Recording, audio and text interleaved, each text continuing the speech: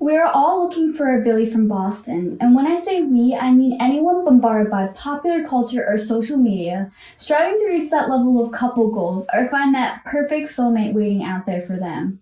According to a Pew survey, 42 million Americans are single and actively looking to be in a relationship. And somewhere within that 42 million, there was me, looking for my very own Billy from Boston, who I know is my soulmate. My search for Billy from Boston began last year after a couple of flips of some tarot cards, and although I take these things with a grain of salt, but a lot of optimism when I hear good news, I went into my first psychic reading not expecting too much, but leaving with life-changing information. Number 1, the reassurance that I would be successful. Number 2, some vague details about some soulmate waiting out there for me with some significance, letter B, whether it be in his name like a Billy or where he lived like a Boston. And number 3, a warning that I would have no luck finding this person through dating apps. But not really knowing anyone who fit the description and not really wanting to have a psychic lead my life decisions, I decided to download the apps anyway. But by doing so, I did inadvertently prove my psychic right. This 2020 quarantine was the second time I downloaded dating apps. The first time can be summed up by one word: weakness.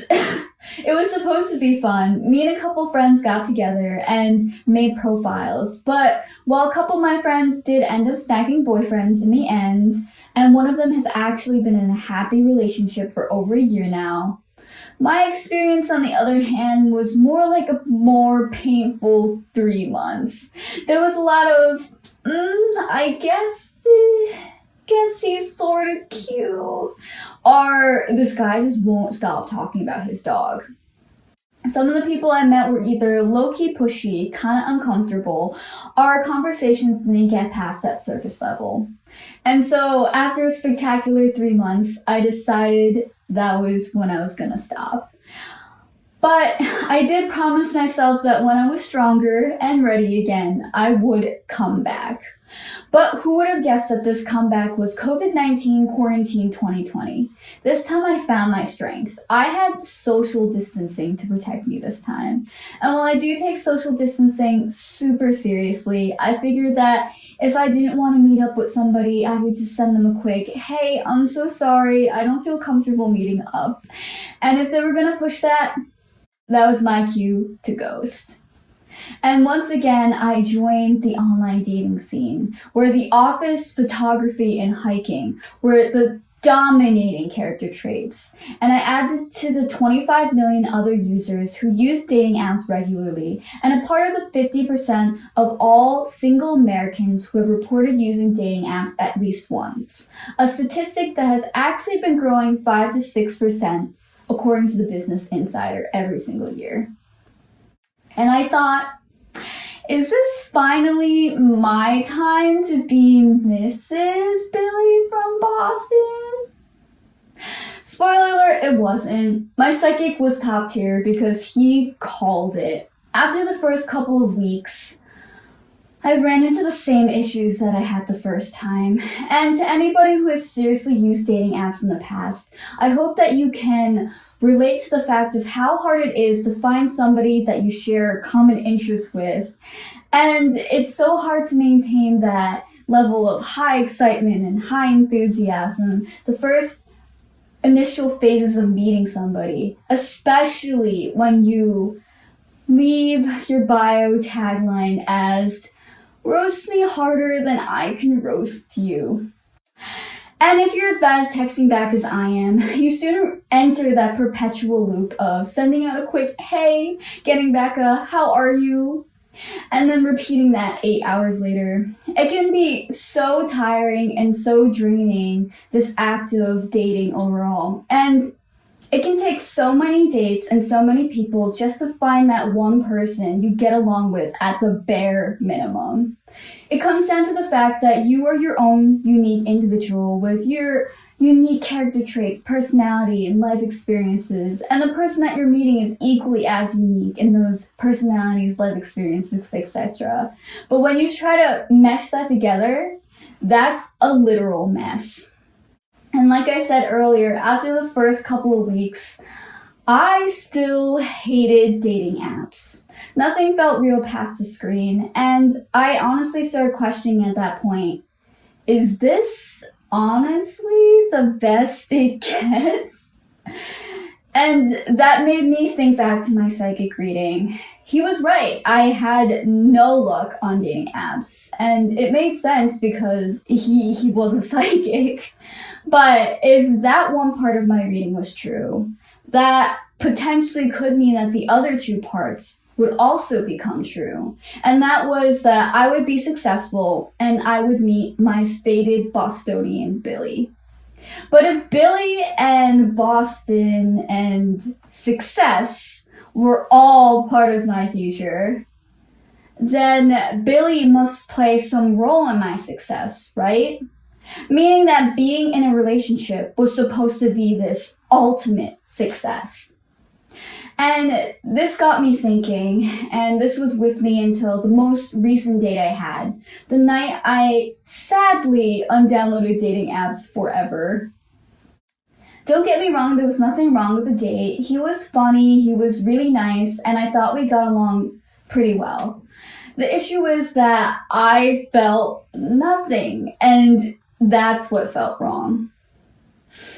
That night, I called up my best friend and I told her everything about the date, about how it went, about how I felt nothing, and she sat me down and she said, Linda, it sounds like you're saying everything except for the fact that you don't like him.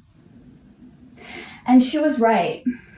But at that point in time, I didn't know why it was so difficult for me to say those words. I did some deep thinking after that night, and then it hit me. Although I thought I knew what I wanted when it came to success, in actuality, I realized that I wasn't aligning my definition of success to what I truly wanted.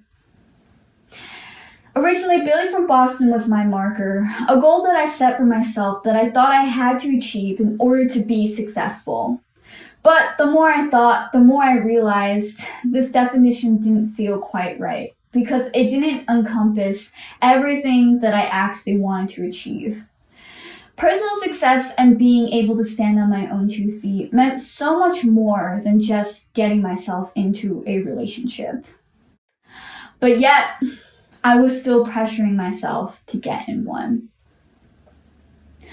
I knew that being in a relationship didn't equal success for me necessarily, but I felt so much pressure from myself and from society. Oftentimes, to be single or in and out of a relationship translates to failure, and to be in a relationship means success. There's so much stigma around being single, like being considered not desirable or not trying hard enough, that I felt like I couldn't find the strength to say the words that I didn't like him because of this pressure. It felt easier to accept the definition of success that society laid out for me because I was too tired to fight society and create my own definition. Physically saying the words that I didn't like him felt like I was giving up too quickly and that I wasn't trying hard enough. At that point in time also, a part of me didn't want to be single anymore, but not for the right reasons. I was so fixated on just finding a relationship that just only worked. Because again, like I said earlier, it can be so hard to find somebody with similar interests to yours or commonalities that it took so much time and so many people just to get to this point that I was terrified that if this was the best that it gets, it wasn't gonna get any better than this. but I wasn't okay with just good enough. Finding the right person is something that I didn't want to compromise on, but it can become so hard to remain resolute if you feel like the chances of finding the right person get lower and lower with each swipe. I've become tired of trying to find my own solution through dating app. Frustrated that sometimes these things aren't in my control and not in my hands. And sometimes it can only be up to time or is hinted through a psychic reading. But again, that pressure from society came back up. That to be single or in and out of a relationship meant failure. To be in a relationship meant success. And maybe at that point in time, that fear of failure scared me even more than not being able to find somebody. But at that point in time, after so much thinking, I came to a deeper conclusion that I didn't consider it a failure to not be in a relationship. So it made no sense for me to carry the weight of what society deemed a failure on myself. I know I can only speak for myself when I say this because so many of my friends and people I've known that have used dating apps got into relationships and found whatever they were looking for. But success like that didn't come so easily for me. And I think that's because halfway through I realized that I wasn't looking for the right success. I wasn't looking for my success. And the moment I realized that, I was able to pivot and try to achieve something that I actually wanted to, such as personal success and well-being. So my greatest piece of advice for everybody out there is to define and find your definition of success early, and hopefully earlier than me. But it's okay if this isn't a permanent definition, because you're allowed to change because life isn't always a straight path. But if you need to change, find the strength to pivot and be sure to prioritize your life over what you think society is pressuring you to do.